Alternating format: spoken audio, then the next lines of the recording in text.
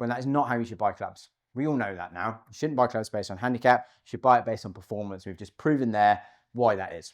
Right, brand new T250 versus brand new T350. As always, in-depth performance-based test and forgiveness test as well. Two different swing speeds.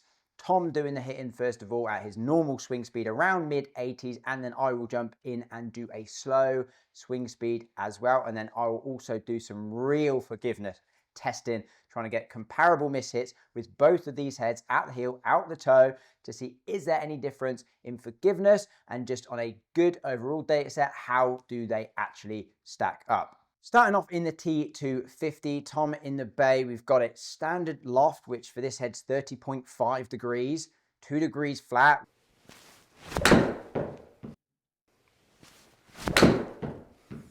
Those is an average data set and average numbers with that. 22 launch, 5.5 spin. We saw that so many times. 156 carry. That, in all honesty, is a very, very fair average data set for that club, isn't it?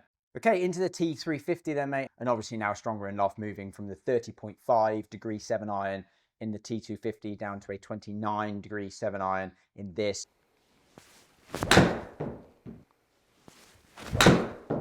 Okay, I think that's some fair average data sets there to take you guys through ball speed. So we averaged 111 with the T250, jumping up to 114, basically 114 and a half with the T350. Interesting, the launch wasn't that different. I mean, you can see there, average dispersion left to right, very similar. Average offline, basically you're hitting them down the same line, really, on average. So that's a fair comparison.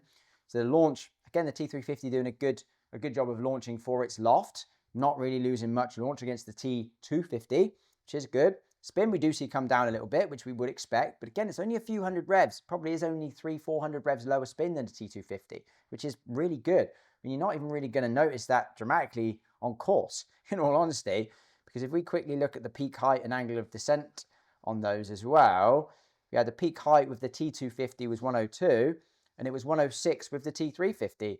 Descent angle was 48.4, 48.5. So the peak height and angle of descent was effectively on average identical. So no different. So no different in stopping power.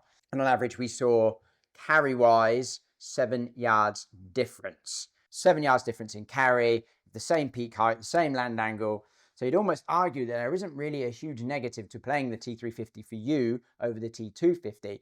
Again, you'd have to be wary of gappings and making sure we get the loft right in terms of gapping up into the short irons. But just generally speaking, in the mid and longer irons, you're probably going to benefit from getting a little bit more pop out of the T350. There's not really much of a downside.